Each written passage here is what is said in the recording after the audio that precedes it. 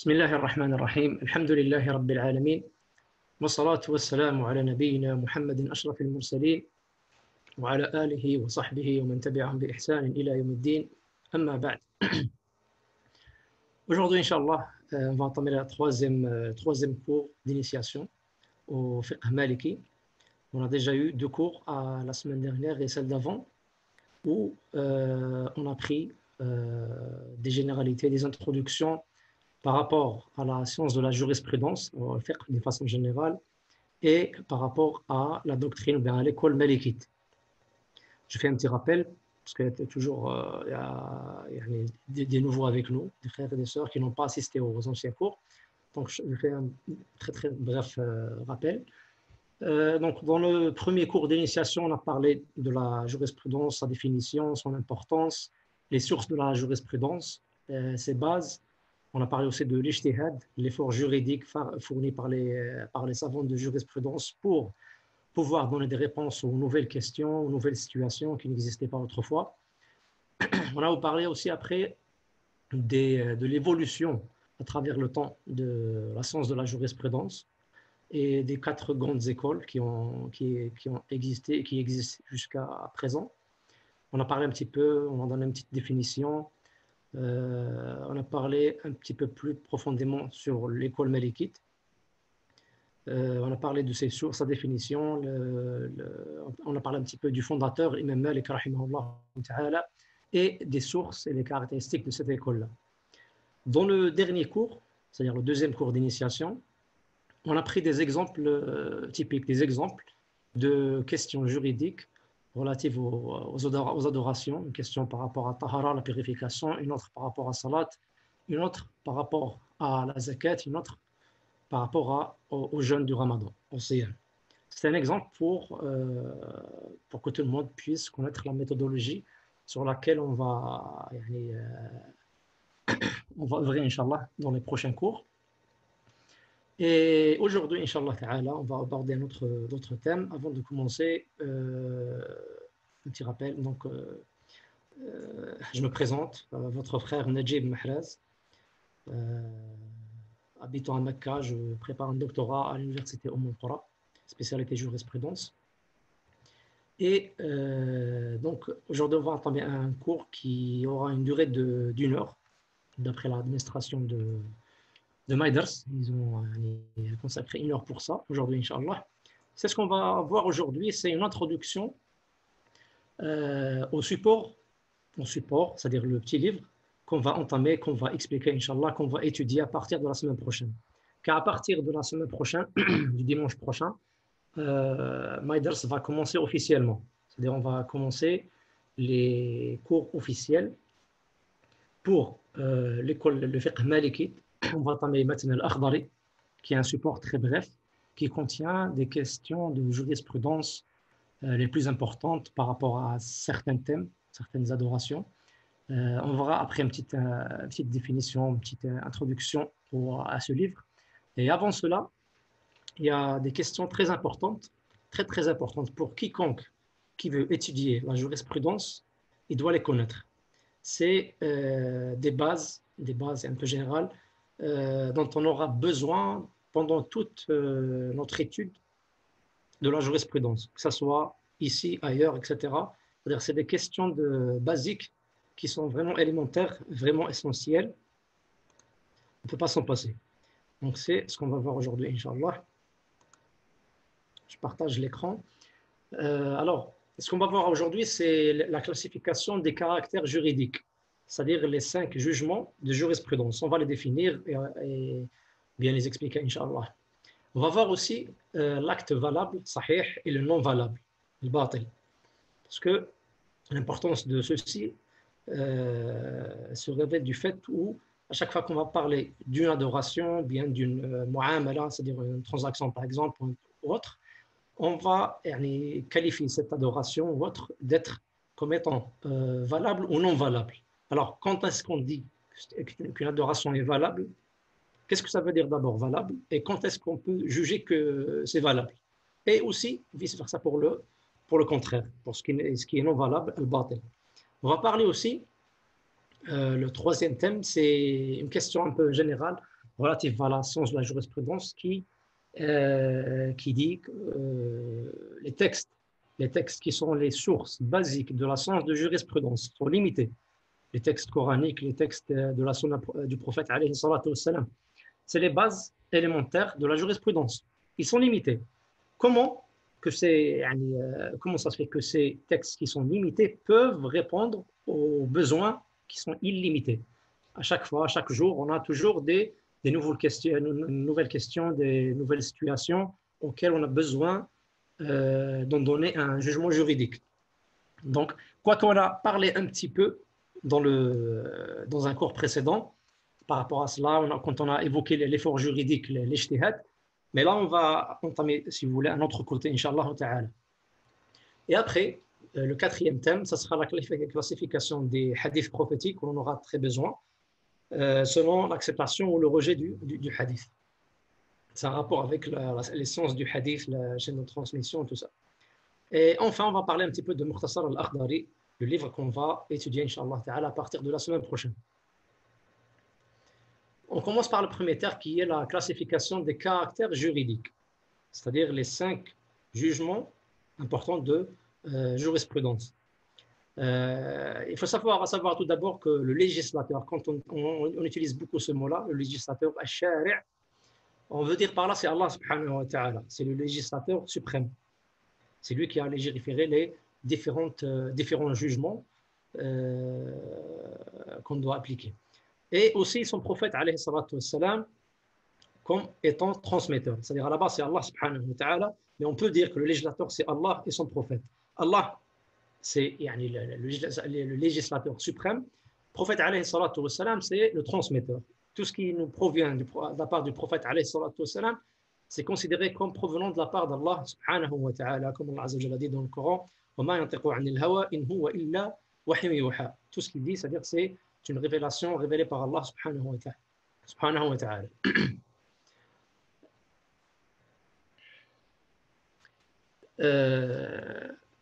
L'importance de connaître les caractères juridiques révèle du fait que tout ce qu'on fait, tous les actes des mukallafin, quand on dit mukallaf, c'est-à-dire les gens qui sont soumis aux ordres d'Allah subhanahu wa ta'ala, à qui on demande de pratiquer, de faire ou bien de ne pas faire, de faire ou de délaisser. Ces mukallaf, c'est qui? C'est les hommes, c'est les humains, et les djinns aussi, s'ils sont sages et pubères. S'ils sont sages et pubères, c'est-à-dire les gens qui manquent de sagesse, c'est-à-dire les fous, etc., tout ça, ou bien les petits-enfants, ne rentrent pas dedans. Donc, le taklif, c'est-à-dire le fait qu'on doit assumer des responsabilités religieuses, ça concerne, comme on a dit, les mukallaf, les gens qui sont pubères et qui sont sages. C'est-à-dire ils n'ont pas de maladie mentale qui les empêche d'être conscients de leurs actes et de leurs faits et de leurs intentions. Donc, le législateur demande aux mukallafin de faire ou de ne pas faire. Donc, soit il nous fait une demande, il nous demande quelque chose, soit il nous autorise. C'est-à-dire il ne demande pas, il te laisse au choix. On a soit ça, soit ça. Quand il nous demande quelque chose, le législateur, soit il nous demande de faire ou de ne pas faire. Soit il nous demande de faire, d'exécuter quelque chose, ou bien il nous demande de délaisser. Soit ça, soit ça. Donc là, on commence à avoir plusieurs types de recommandations. Et quand il nous demande soit de faire ou de ne pas faire, soit il nous demande ceci avec fermeté et insistance, soit c'est une demande sans fermeté et sans insistance. Il en résulte 4 catégories ou 4 caractères juridiques. Si on en rajoute le caractère qui est le fait d'autoriser, c'est-à-dire de ne pas demander, ça fera 5.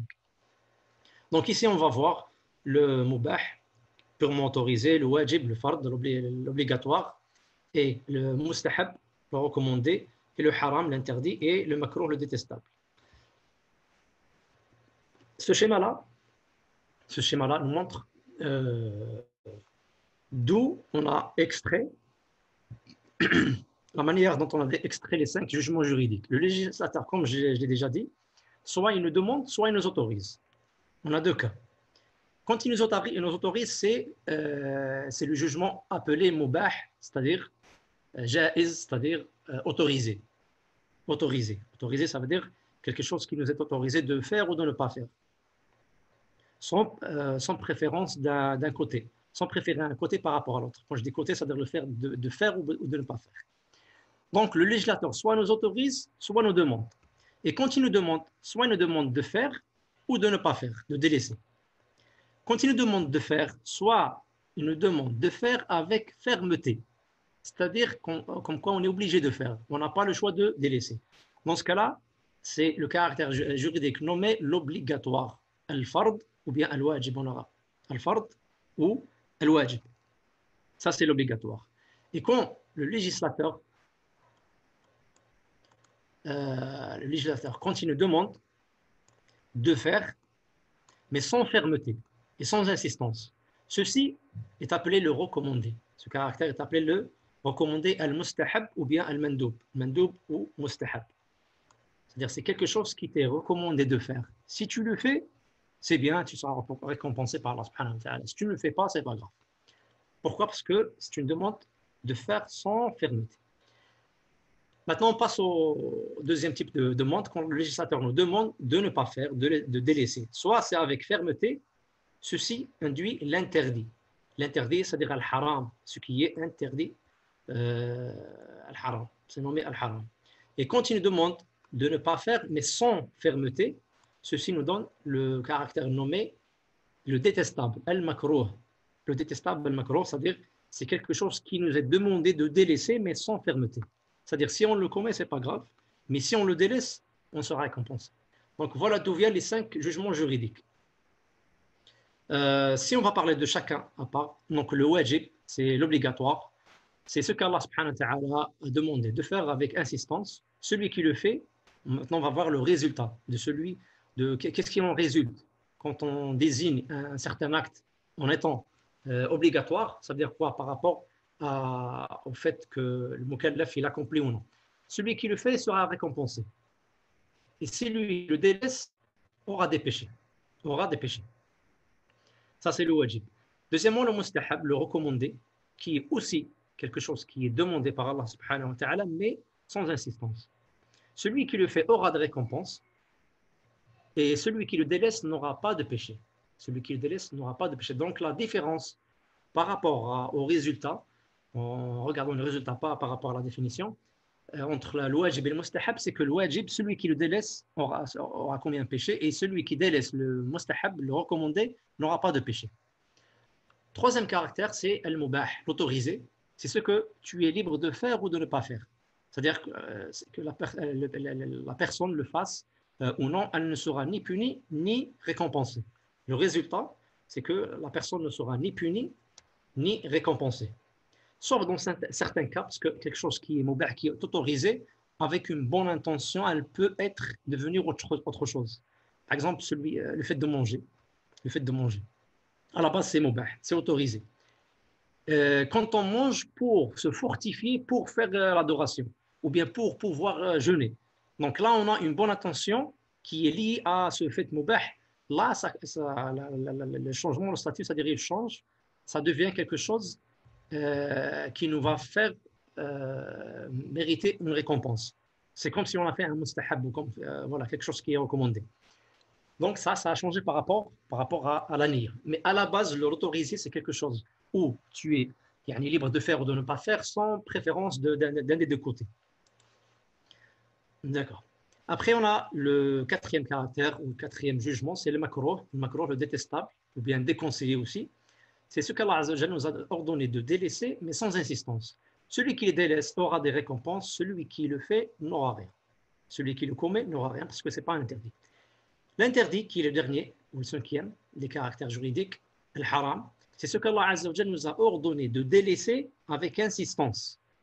Le résultat, c'est que si la personne le délaisse, elle aura une récompense, parce que c'est une obéissance, le fait d'exaucer ce qu'Allah, l'ordre d'Allah Azza wa Jalla, où il nous interdit de faire cette chose-là. Et si la personne le fait, elle aura des péchés. Elle aura des péchés. C'est-à-dire, on peut dire que le haram, c'est complètement l'inverse du wajib, l'obligatoire. L'obligatoire est demandé, là, c'est demandé de faire. Le haram, c'est quelque chose qui est demandé de ne pas faire. Et pour le résultat, celui qui accomplit le wajib sera récompensé, celui qui le délaisse aura un péché. Et c'est l'inverse par rapport au haram. Après, on va parler, deuxième thème, c'est l'acte valable, sahih, et l'acte non valable, batil, ou bien fasid. Dit en arabe, batil ou bien fasid. Alors, l'acte valable, sahih, c'est l'acte valable parmi les adorations. L'acte valable parmi les adorations, c'est celui qui est conforme à la loi d'Allah subhanahu wa ta'ala. Quand est-ce qu'on qualifie un acte comme étant valable? C'est quand il est conforme à Allah azza wa jal. Qu'est-ce que ça veut dire être conforme à la législation d'Allah azza wa jal? Être conforme à la loi d'Allah subhanahu wa ta'ala. Ça veut dire que c'est un acte qui comprend les piliers désignés par la législation et qui remplit les conditions de validité et sans qu'il y ait un empêchant. Ce qui peut être les caractères qui peuvent être en relation avec l'acte commis fait par le mukallaf, il y a des piliers. Par exemple, pour la salat, on a des piliers. Le fait de lire le Fatiha, le fait de takbirat al-ihram, le fait de faire le recours, l'inclinaison, la prosternation, etc., etc. Ça, c'est des piliers. Donc, il faut avoir les piliers. Il faut aussi remplir les conditions. Par rapport à la salat, on le prend comme exemple. Parmi la salat a des conditions de validité qui sont le fait d'avoir la purification rituelle, d'avoir fait les ablutions, les grandes ou les petites, selon le cas, le fait de se diriger vers le qibla, le fait d'être nettoyé, de ne pas avoir des souillures, des najasa sur soi, sur ses vêtements, sur l'endroit sur lequel on prie, le fait de faire satr al-awra, de s'habiller, de cacher une partie intime. Donc voilà, donc ça c'est une condition de validité. Donc il faut que la ibada comprend les piliers, il faut qu'elle comprend les conditions, ça remplit les conditions de validité. Troisièmement, il ne faut pas qu'il y ait des empêchants. Un empêchant, c'est quelque chose qui empêche la validité. C'est quelque chose que le législateur nous a informé que ça empêche la validité. Par exemple, le fait d'avoir les règles pour la femme, ceci empêche la validité du jeûne, la validité de la prière. Donc, pour que la prière soit valide, il ne faut pas que la femme soit en état de règles ou bien de nifas. Nifas, c'est ce qui arrive à la femme après l'accouchement. Donc voilà, donc c'est ça l'acte valable. Par contre, l'acte non valable, al-batil, dit al-batil ou bien al-fasid, c'est l'opposé de l'acte valable. C'est-à-dire, c'est l'acte qui ne comprend pas tous les piliers. C'est-à-dire, il suffit qu'il y a un pilier qui manque pour que ça ne soit pas valide. Parce que pour être valide, il faut vérifier, il faut que ça comprend tous les piliers. Donc, c'est l'acte qui ne comprend pas, on ne va pas dire tous les piliers, mais ce n'est pas l'acte où tous les piliers manquent, il suffit qu'il y ait un pilier qui manque pour que ça soit batil. Donc, c'est l'acte qui ne comprend pas tous les piliers ou qui ne remplit pas toutes les conditions de validité ou où il y a des empêchants.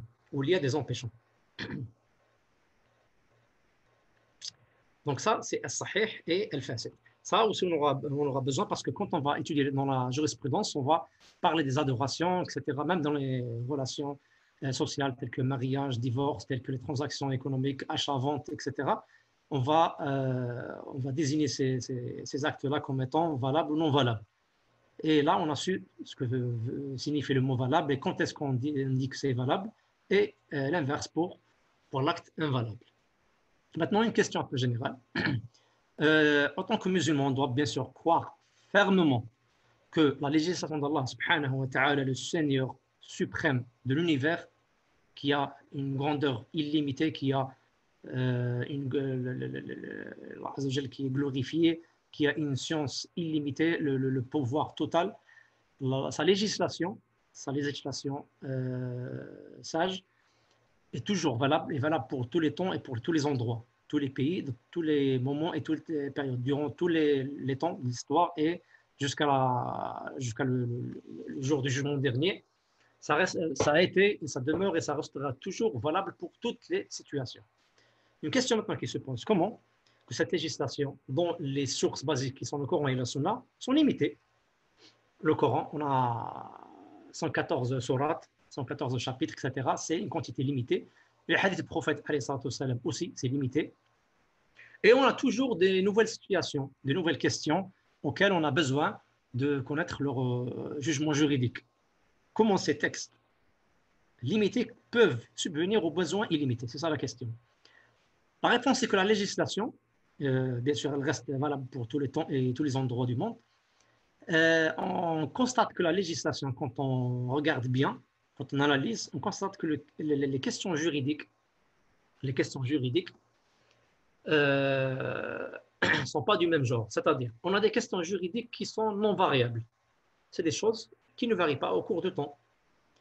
Dans ce cas-là, on trouve que la législation, les textes nous ont donné des jugements détaillés. On a des textes détaillés à propos de ces situations qui sont non variables. Par exemple, la salat. Le fait que tu lis la Fatiha, une sourate, tu fais l'inclinaison, la prosternation, etc., tashahhud, c'est quelque chose qui ne varie pas au cours du temps. Ce n'est pas quelque chose qui change d'un endroit, etc. Ou d'une civilisation à une autre. Par exemple, le mariage, le divorce, l'héritage. À chaque fois quand il y a quelqu'un qui est décédé, ses héritants, soit des parents, soit un époux, bien une épouse, ou bien des enfants, des frères et sœurs, des cousins, ça reste toujours la même chose. Donc là, on trouve que la législation nous donne des jugements détaillés. Par contre, le deuxième type de questions juridiques, c'est les questions juridiques variables, qui changent au cours du temps, qui peuvent changer d'un lieu à un autre, d'un pays à un autre, d'une culture à une autre. C'est des choses qui sont variables. Ici, on constate que la législation nous a donné des bases générales. Des bases générales. Il peut y avoir des jugements détaillés relatifs à la société qui existait autrefois, à l'époque du prophète, et aussi on trouvera des bases générales. Les questions juridiques variables, c'est par exemple le commerce. Le commerce, c'est quelque chose qui varie tout le temps. À chaque fois, on a des nouvelles formules, des nouvelles sortes de commerce, etc. Ça évolue beaucoup. Les relations économiques de façon générale, voilà, etc. Donc, dans ce cas-là, on a des règles générales de jurisprudence. C'est-à-dire qu'Allah nous donne des bases générales. Selon ces bases-là, les savants qui sont qualifiés, ils font l'ijtihad, ils font l'effort juridique pour se baser sur ces règles générales, sur ces bases-là, pour arriver à extraire le jugement juridique correspondant. Le jugement juridique correspondant. Donc, de cette façon-là, la législation islamique reste toujours flexible et répond aux besoins généraux. On constate que la législation islamique nous donne des règles générales de jurisprudence. Parfois, ces règles-là, bon, les règles et les bases, il y a beaucoup même des livres qui parlent que de ça. Il y en a beaucoup. Là, on va donner quelques exemples qui sont très importants, dont on aura besoin dans plusieurs thèmes, dans beaucoup de thèmes juridiques. On a ce qu'on appelle al-asl fil ashya, c'est-à-dire parfois, dans une situation, on a un texte. Il y a des situations où il n'y a pas de texte. Bon. Parfois, la législation, ce qu'elle fait, elle nous donne une base primitive. C'est-à-dire que telle chose, tel thème est à la base autorisé, jusqu'à preuve du contraire. Ou bien l'inverse. Tel thème, par exemple les adorations, c'est à la base interdit. Jusqu'à preuve du contraire. C'est-à-dire jusqu'à ce qu'il y ait un texte explicite qui autorise. Ça existe par rapport à plusieurs thèmes. Par exemple, on a la règle dans les adorations, c'est-à-dire l'ibada, l'adoration. On sait toujours, tout le monde sait qu'on doit adorer Allah subhanahu wa ta'ala. Et on a su, comme dans le premier cours, on l'a déjà évoqué, on doit adorer Allah azza wa jal selon ce que lui il veut, selon ce qui est conforme à sa législation.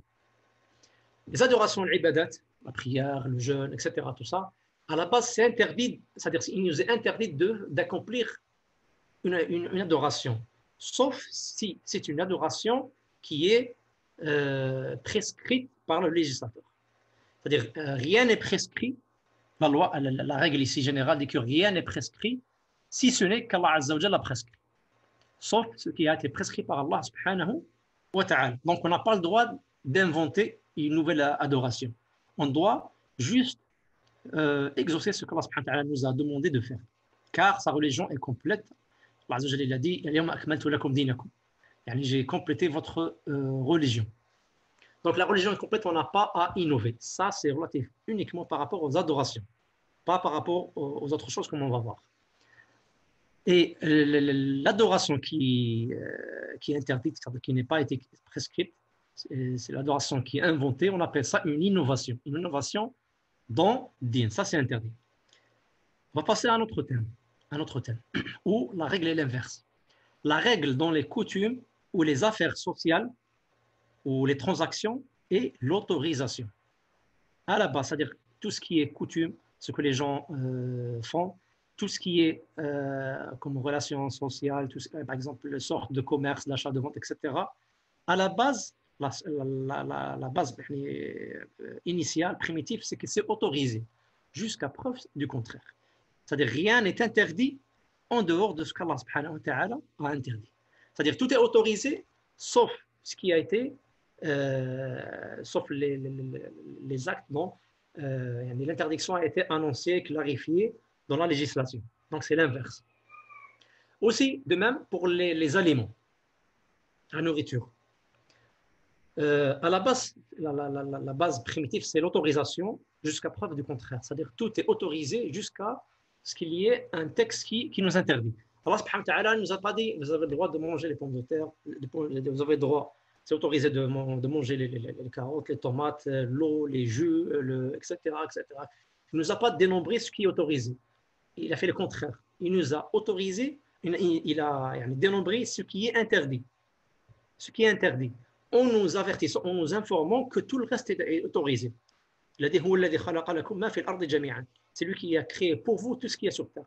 Donc, de ce texte-là, les savants ont déduit que tout est autorisé, sauf quand il y a un texte qui est interdit. Donc, comme vous constatez, ces règles-là nous permettent de donner des jugements juridiques par rapport à un nombre, indénombrable de situations, c'est-à-dire un nombre illimité de situations. À chaque fois, si on a, par exemple, on découvre une nouvelle nourriture qui n'existait pas à l'époque du prophète, alors c'est quoi? Est-ce qu'on a le droit de la manger ou non?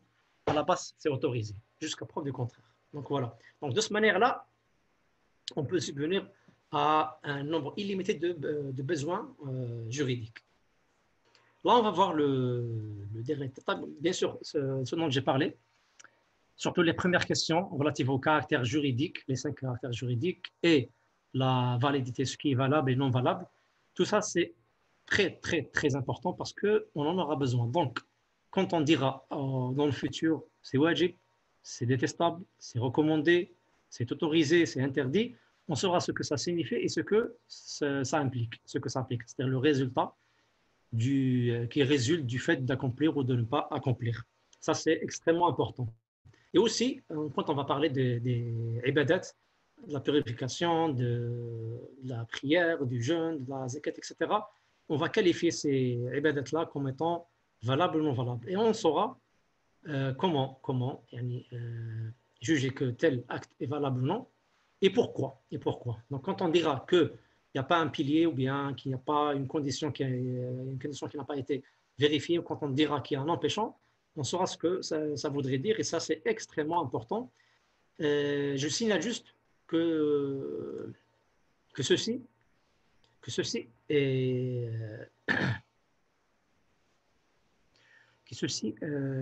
relatif, fait partie d'une autre science qui s'appelle usul al-fiqh. Usul al-fiqh, c'est-à-dire les bases de la jurisprudence. Les bases de la jurisprudence, c'est une science à part qui est très, très, très liée avec la jurisprudence. D'ailleurs, c'est nommé usul al-fiqh. C'est une science importante où on parle des bases générales qui nous servent à bien utiliser le fiqh, à bien traiter les textes et à en extraire les jugements juridiques d'une manière correcte. Ça, c'est entre parenthèses. Donc, on revient au thème qui restait. Voilà, donc c'est à propos de Mukhtasar al-Akhdari. Comme on a déjà signalé dans le premier cours, notre étude de jurisprudence sera basée selon le rite ou bien la doctrine malikite ou bien l'école malikite. On a parlé déjà de l'école malikite, ses caractéristiques, sa définition. Celui qui n'a pas assisté qui n'a pas entendu ça, il peut revenir au premier cours pour en savoir. Ou bien il peut aussi chercher sur le net à propos de l'école malikite, il trouvera beaucoup d'informations.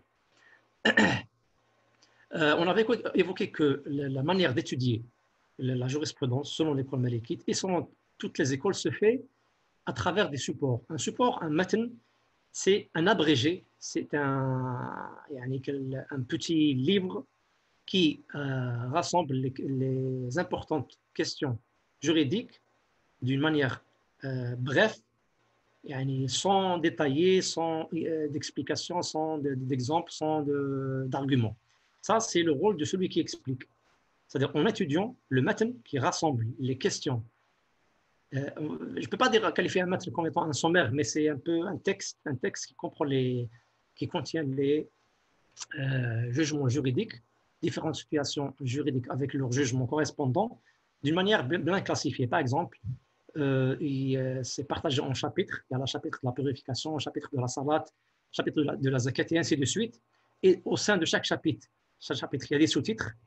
C'est-à-dire, par exemple, pour la salat, on a les obligations de la salat, on a les sunan, les mustahabat, les actes recommandés, on a les interdits, les choses détestables, on a les choses qui rendent la salat non valable, etc., etc. Donc voilà, c'est divisé de chapitres de cette sorte-là.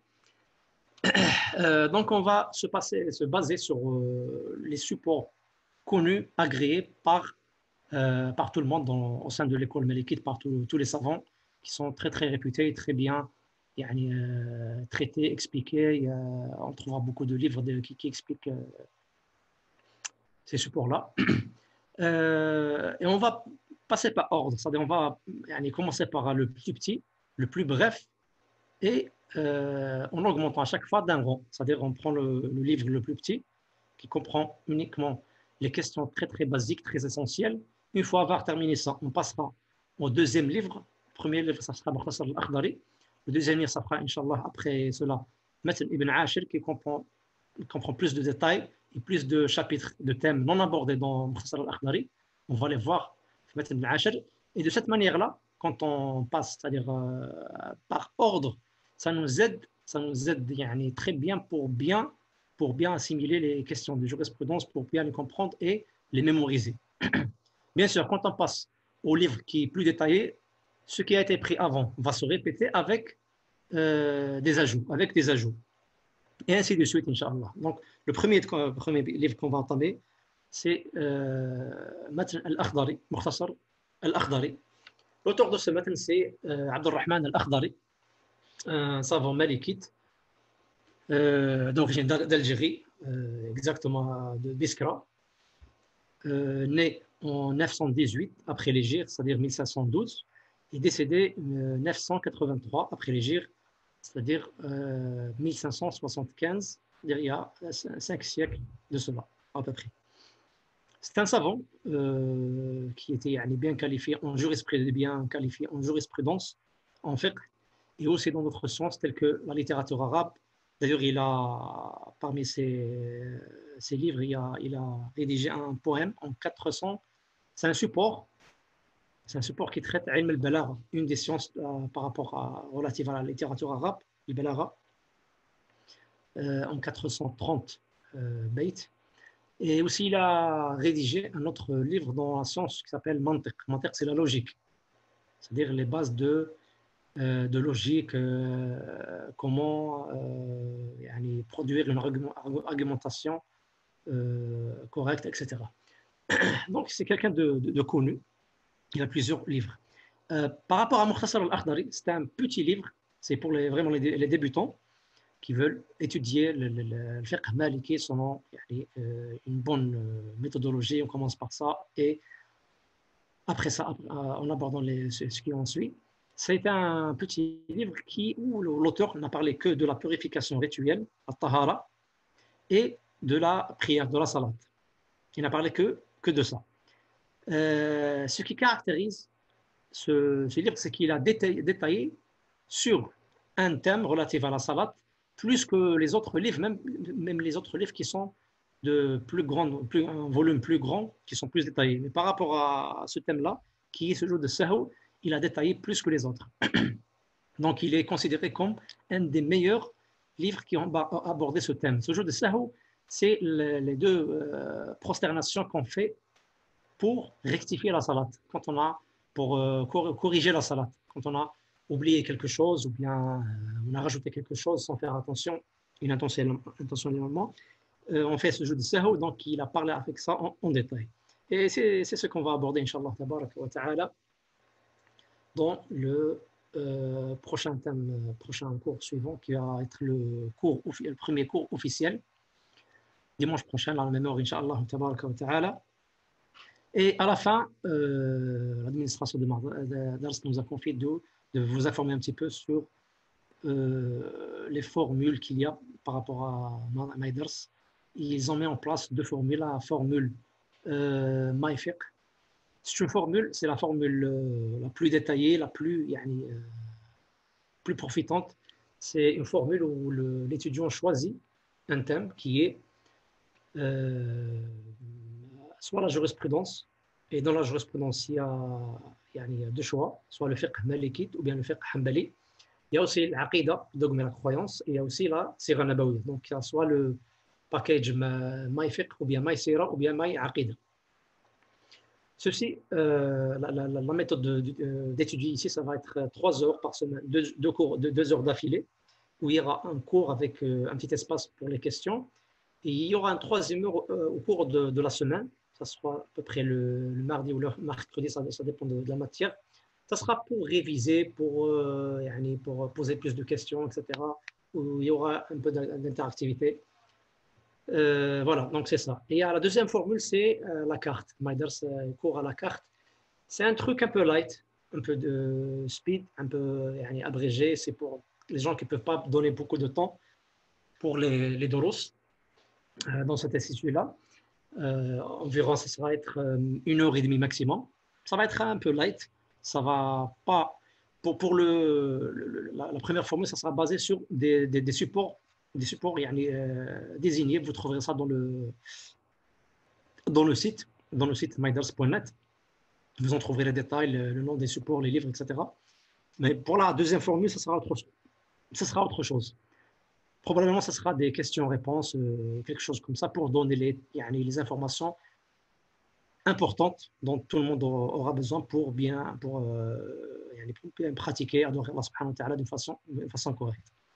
Maintenant, on laisse un peu de temps pour les questions s'il y en a. Si quelqu'un a des questions, il peut signaler. On lui donne la parole. Ouais, il y a une question écrite par rapport au batil et fasid, c'est-à-dire l'acte illicite. Celui qui a posé la question, il dit, est-ce que c'est possible de donner un exemple où il n'y a pas de conditions un exemple qui ne remplit pas les conditions de validité. Voilà. Donc, on a dit que le batil ou le fasid, c'est soit l'acte qui ne comprend pas tous les piliers. L'exemple, c'est par exemple une salat où on n'a pas lu la Fatiha. Quelqu'un qui a fait la salat sans lire le Fatiha, qui a fait une salat sans se prosterner. Il a délaissé une prosternation ou bien une inclinaison. Parce que ça fait partie des piliers de la prière. Il faut la niya, il faut lire le Fatiha, il faut faire le ruku', l'inclinaison, il faut se soulever du ruku', il faut faire la prosternation, se soulever du sujoud, etc. Ça, on va voir ça en détail, Inch'Allah, c'est les piliers de la prière. Un pilier, c'est quelque chose que quand ça manque dans une adoration, l'adoration elle ne pourra pas être valable, sauf si on rattrape et on accomplit ce pilier-là. Un pilier, c'est comme le pilier de la maison. Quand on détruit un pilier ou bien un mur porteur, la maison va être détruite, elle va tomber. Donc, c'est la même chose pour la prière. Quand il n'y a pas un pilier, c'est compté comme invalable. Un exemple de l'adoration qui est illicite, qui est batil ou fasid pour cause de ne pas avoir une des conditions remplies, par exemple la tahara, celui qui fait la prière sans ablution, en étant muhdith, c'est-à-dire en situation de non-tahara, c'est-à-dire il n'a pas fait la purification obligatoire il n'a pas fait la purification qu'il doit faire, les ablutions, sans ablution. Il a fait ses besoins, bien, il s'est endormi, etc. Après, il se réveille, il fait la prière directement. Ça, c'est batil, c'est illicite. Pourquoi? Parce qu'il y a une condition qui n'est pas remplie, qui est le fait d'être tahir, d'avoir les ablutions. Un exemple pour terminer le thème, d'une adoration ou qui n'est pas valable parce que pour cause d'existence d'un empêchant, comme le jeûne pour une femme qui a les règles, qui a le sang qui coule. Dans ce cas-là, le jeûne ne sera pas valable. Pourquoi? Parce qu'il y a un empêchant. C'est quoi cet empêchant-là? C'est le fait d'avoir les règles. Donc voilà, ça c'est des exemples par rapport aux diverses situations. Salam alaikum wa rahmatullah. Est-ce que vous m'entendez? Wa alaykoum salam wa rahmatullahi wa barakatuh. Barakallahu fik pour votre intervention. Donc ma question, elle concerne usul al-fiqh. Tout à l'heure, vous nous avez parlé de usul al-fiqh en tant que science importante et base de la jurisprudence, si j'ai bien compris. Je voulais savoir si c'est quelque chose qu'on allait aborder dans le cadre du cours ou si c'était vraiment une matière à part entière, donc à étudier en parallèle. Barakallahu fik.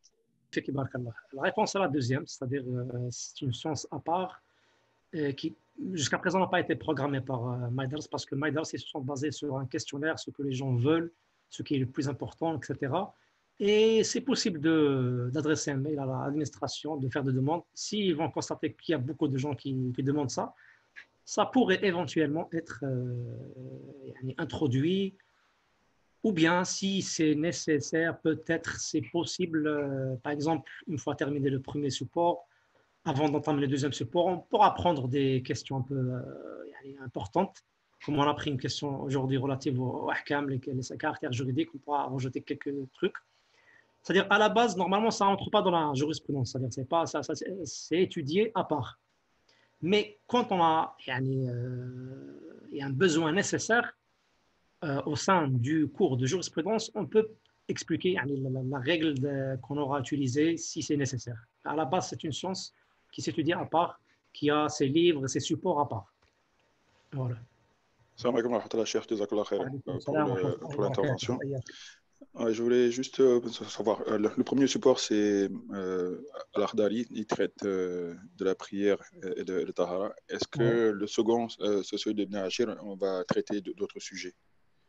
Au début, l'administration, ils ont programmé l'Ashmawiya et après Ibn Ashir, mais je pense qu'on va se passer directement à Ibn Ashir parce qu'il n'y a pas, c'est pratiquement la même chose, sauf que Ibn Ashir, ça comporte un thème de plus qui est le Hajj. Parce que maintenant, l'Ashmawi, il y a Tahara et Salat et Zakat et Siyam. Donc, Ibn Ashir a la même chose plus le Hajj, donc autant prendre directement maintenant Ibn Ashir. Donc, c'est pas définitif, mais je pense que ça va être ça, Inch'Allah. Je vais aborder une petite question, je crois que elle est aussi importante. J'ai évoqué au début, quand j'ai parlé des thèmes qu'on a abordés aujourd'hui, bien que c'est en dehors de la jurisprudence, mais c'est très important. Ça fait partie de la science du hadith, qui est une science à part. Et bien sûr, pourquoi j'en parle maintenant? C'est pour la même raison dont j'ai parlé de les caractères juridiques, qui est une question relative à usul al-fiqh. Comme on l'a signalé au premier cours d'initiation, c'est que les différentes sciences islamiques sont liées, c'est-à-dire les uns servent les autres. Usul al-fiqh, il sert la science de la jurisprudence et les autres sciences, la science du hadith, la science du tafsir, l'aqida, etc. Le hadith sert aussi le fiqh, etc., etc. La sira, elle sert le tafsir et la sunna aussi, le hadith. Donc, par rapport à la sunna, les bases principales par rapport à la jurisprudence, les bases principales de la jurisprudence sont le Coran et la sunna. Il y a d'autres bases, d'autres sources, je veux dire par là les bases, les sources. Il y a d'autres sources qui est le consensus, l'ijma', le qiyas, l'analyse par analogie, etc., etc. Les deux plus importantes sources, c'est le Coran et la sunna. Le Coran, tout est authentique. C'est le livre sacré d'Allah subhanahu wa ta'ala qui l'a protégé. Tout ce qu'il y a dans le Coran, chapitre par chapitre, sourate par sourate, verset par verset, phrase par phrase, mot par mot, lettre par lettre, tout est authentique, bien protégé par Allah subhanahu wa ta'ala, tel qu'il a été révélé, tel qu'il existe aujourd'hui. Ça, c'est clair. Par rapport à la sunna du prophète, alayhi salatu wassalam, certes, Allah Azza wa Jalla l'a protégé. Allah Azza wa Jalla l'a protégé. Mais son statut diffère du Coran. les hadiths qui nous sont parvenus, qui ont été rédigés dans les recueils spéciaux, les recueils de hadiths, tels que Sahih Bukhari, Sahih Muslim, Sunan al-Tirmidhi, Sunan Abi Daoud, Sunan al-Nasa'i, Sunan Ibn Majah, Muwatta Malik, Musnad Ahmad, et ainsi de suite, et ainsi de suite. Les hadiths qui y figurent sont classifiés, sont parfois acceptés, parfois rejetés. Quand on dit rejeté, ce n'est pas par rapport au fait qu'on rejette la parole du prophète, alayhi salatu wassalam, bien sûr que ce n'est pas ça. C'est par rapport, c'est quelque chose relatif à la chaîne de transmission. C'est-à-dire ceux entre nous, entre celui qui a rédigé son recueil, qui s'est propagé dans le monde, par exemple, Muwatta Malik, comme exemple. Entre Malik et le prophète, il y a une chaîne de transmission, il y a des narrateurs. Même Malik rapporte un hadith selon son cheikh, qui rapporte son hadith selon son cheikh, qui rapporte son hadith selon un sahabi, selon le prophète, par exemple. Donc, dans ce cas-là, cette chaîne de transmission-là, on trouve qu'en haut, il y a le sahabi, les sahaba, il n'y a pas de problème par rapport aux compagnons du prophète, ils sont dignes de confiance, etc. Ce qui est en dessous, les autres narrateurs, leur cas, leur situation diffère. Soit c'est des gens fiables ou des gens non fiables. Quand on est non fiable, soit parce que par rapport à sa religion, on ne peut pas lui faire confiance, par exemple, si c'est quelqu'un qui n'est pas pieux, qui fait des péchés, etc. Donc, on prend notre précaution, on n'accepte pas ça, c'est ce qu'il a rapporté. Soit c'est quelqu'un qui n'est pas fiable par rapport à sa faible mémorisation du hadith. Il fait des erreurs. Je ne vais pas trop détailler, c'est un cours qui est un peu long, c'est étudié. Ce que je veux dire par là, c'est que les hadiths, il y a des hadiths qui sont acceptés et des hadiths qui sont rejetés.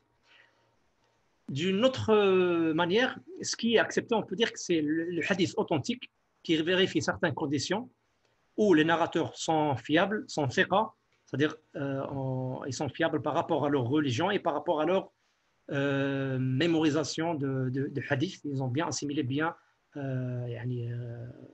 mémorisé le hadith sans faire trop d'erreurs. Donc, les narrateurs, ils sont thiqat. Et il y a aussi la liaison dans la chaîne de transmission. C'est-à-dire, on s'est assuré que chaque narrateur a bien rencontré celui qui a après. C'est-à-dire, il n'y a pas une rupture dans la chaîne de transmission. C'est par exemple, moi, je vous raconte quelque chose que je rapporte selon quelqu'un qui est décédé avant que moi je naisse. Donc, ça veut dire qu'il y a un intervalle entre moi et lui. Cet intervalle est inconnu. Vu qu'il est inconnu, c'est possible qu'il ne soit pas digne de confiance, qu'il ne soit pas quelqu'un de fiable. Donc, dans ce cas-là, le hadith est qualifié comme non authentique. Donc, on a le hadith authentique, hadith dit sahih, qui vérifie 5 conditions. Les narrateurs ils sont thiqat par rapport à leur mémorisation, par rapport à leur religion, ça fait. Et aussi, il y a la liaison entre les narrateurs. Il n'y a pas de shoujoud, il n'y a pas de illa, il n'y a pas de cause qui, comment dire, qui va rendre le hadith non valable.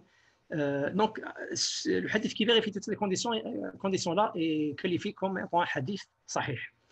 Il y a le hadith hasan, le hadith bon. C'est un hadith qui est comme le premier acceptable.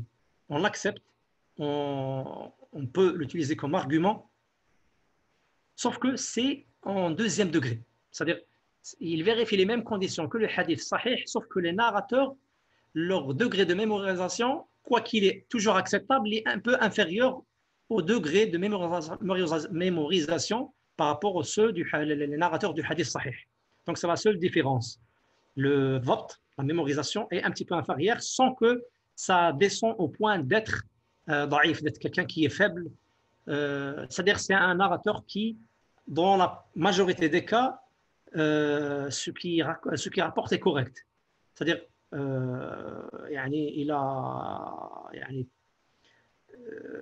les cas où il fait des erreurs quand il rapporte des hadiths sont inférieurs, inférieurs au cas où il ne commet pas d'erreur. On peut dire par exemple il a un degré de 60 à 70% de bonne mémorisation. Les narrateurs du hadith sahih, ils ont un degré de mémorisation entre par exemple 80% ou 90% et plus. Voilà, ça c'est le hadith acceptable qui est soit sahih, c'est le premier degré, et en dessous, il y a le hadith hasan, le bon. Le premier c'est authentique, le deuxième c'est le bon. Après, on a les hadiths rejetés, les hadiths inacceptés, c'est les hadiths da'if. Da'if, c'est les hadiths qui ne remplissent pas les conditions indiquées juste avant, les conditions du hadith sahih. Et le hadith da'if contient aussi beaucoup de classes selon le degré de faiblesse. C'est le hadith qui est faible. Et la faiblesse diffère. Quand on a un hadith où il y a un narrateur qui est un menteur, c'est pas comme un hadith où on a des narrateurs qui sont fiables par rapport à leur religion, mais leur mémorisation est faible, où ils commettent beaucoup d'erreurs. Ça diffère. Bien sûr, il y a des classifications là-dedans, mais ce qu'on doit retenir ici, c'est qu'on a trois types d'une façon générale. On a le hadith sahih, authentique, le hadith bon, qui sont tous deux acceptés, et troisièmement, le hadith da'if. Ceci, on en aura besoin. Quand on évoquera par exemple un hadith, c'est possible qu'on va qualifier le hadith comme étant sahih ou bien comme étant da'if. Donc, quand on dira sahih, authentique, ou bien on dira da'if, faible, on saura ce que ça voudra signifier. On saura ce que ça veut signifier. Donc voilà ce que je voulais dire aujourd'hui. Et Inch'Allah, donc on va arrêter ici. Vous pourrez, c'est possible de laisser, si vous avez des questions par rapport au cours, par rapport à ce qui a été dit, de les laisser sur l'email. Vous trouvez ça sur le mydars.net, il y a un email pour ça. Et Inch'Allah, on en répondra Inch'Allah au début du prochain cours. Voilà, barakallahu fikum pour avoir été attentif et assalamu alaikum wa rahmatullahi wa barakatuh.